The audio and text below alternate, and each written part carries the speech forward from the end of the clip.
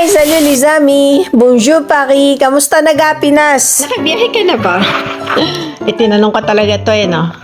Pero, hindi nga, nakabiyahe ka na ba talaga sa lugar na may oras ang biyahe? Tipong limited ba? Di ba may mga liblib na lugar na minsan may mga oras yung biyahe? Na may first trip, napakaaga, then last trip minsan till 9 a.m. o minsan pa magma-maximum na hanggang 11 p.m. Naalala ko yung experience ko before nang minsang inihatid ko yung anak ko sa lugar ng tatay niya. Kasi nung mga panahon yun, hiwalay na kami ng tatay nila. Yung lugar na yun Summer in Cavite. At nung time nga na yun, may oras ang biyahe sa kanila. Pero syempre, bago makapunta sa kanila, sa isang lugar palang Balibago ang tawag, aantayin mo pang puno ang jeep bago umakyat yung Patagaytay. Nung time na yun, ramdam ko, alam kong alangan na yung oras. Alam kong mamimiss ko yung last trip papunta sa kanila. Pasok sa kanila. Tapos nga mapuno yung jeep, di lumakad na. Eto na ngayon, yung pagbaba namin ng jeep, maglalakad pa kami ng 5 minutes papunta do sa terminal para makasakay kami sa last trip. At tapos naming lakarin ng 5 minutes, pagdating namin sa terminal, wala nang ilaw, medyo pa-start ng magdilim. May natitira mang ilaw, yun na lang doon sa may upuan ng barker. Ay bungad sa amin ng driver, ay nako, nahuli na kayo, kakaalis pa lamang, mga 5 minuto. Alam mo yung parang bata kang nagpapapadyak doon sa sobrang frustration mo, sa sobrang inis mo. 25, 26 na ako nun. Eh yun pa naman yung mga panahon hindi pa kasagsagan ng telepono. Pag may mga Nokia 3210 ganun, may kaya-kaya ka na. So wala akong chance na makapag-chat o makapag-text. Alam mo ang ginawa ko, sumakay ako pabalik na jeep na pabalik ng Balibago. Alangan na ng gabi noon, pasado alas 10 na at wala na akong mapupuntahang iba. Buti na lang may pinsan ako na nasa susunod na barangay lang. So sumakay ako ng jeep pabalik ng Balibago at doon na lang ako nakitulog sa pinsan ko kasama ang anak ko. Kung titignan mo, kung ikaw na nakikinig, sasabihin mo napakalaking big deal naman ito. Yun lang, naiwanan lang ng jeep. Pero sa akin, alam mo yung mischance na yun, nagmarka yun sa akin. It taught me a lesson that time na na-realize ko na talagang sa susunod, ayoko na may iwanan ng last trip. And one time, ito na naman ako, dahil ako'y nasa healing journey ko, naglalakad-lakad ako, nakikinig ako sa telepono ko, parang radio station siya, na may syempre may DJ na nagsasalita at nagpapayo. At ang ipinapayo niya sa sender niya is about last trip. About sa huling parte ng buhay na merong minsan sa sitwasyon natin, meron tayong mga realization, meron tayong pagpapahalaga sa sarili natin, lalo't nasa last trip na tayo ng buhay natin. Na-realize ko rin na ako pala ay nasa last trip na ng buhay ko. Na ang dami ko na palang biyahe na nagawa sa buhay. May mga biyahe na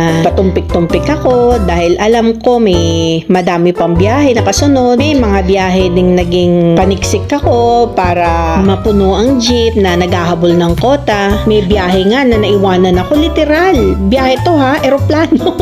Naiwanan ako, pabalik ako nun sa Hong Kong. Naiwanan ako ng eroplano. Biyahe din yun. Lesson learned yun sa akin. Naranasan ko rin noon mag 1, 2, 3 sa biyahe nung ako'y pinapaaral pa lamang nung high school ako. Nagwa 1, 2, 3 ako kasi yung pinambili ko ng soft drinks, yun ang aking pamasahe. Wala kasi akong baon nun, pamasahe lang. Syempre paaral ka lang. Swerte ka nang may pamasahe ka. At naranasan ko rin magsumiksik sa biyahe. Makaabot lang ako sa trip. Makaabot lang ako sa oras. Siguro naman tayo may mga kanya-kanya tayong biyahe sa buhay na kinailangan din nating sumiksik, magsumiksik, isiniksik, naiwan, nakisabay. Mga biyahe rin na may kanya-kanyang side trip or stopover para may makitang iba, may mapanood na iba, may mapuntahang iba. May biyahe din naman na walang itinerary. Kung saan na lang mapadpad, kung saan na lang dalhin ng mga gulong natin at abutin ang gas natin. Biyahe nga is parang buhay din ng tao. Minsan kung saan-saan tayo napapadpad, saan-saan tayo napapadaan, saan-saan tayo tumitigil, nagsususuot. Sa biyaheng yun, minsan kung sino-sinong nakakasabay natin, nakikilala natin, nakakakwentuhan natin. Kaya minsan sa biyahe may nakakaaway tayo o may natatagpuan din tayong mga kaibigan, mga natututunang mga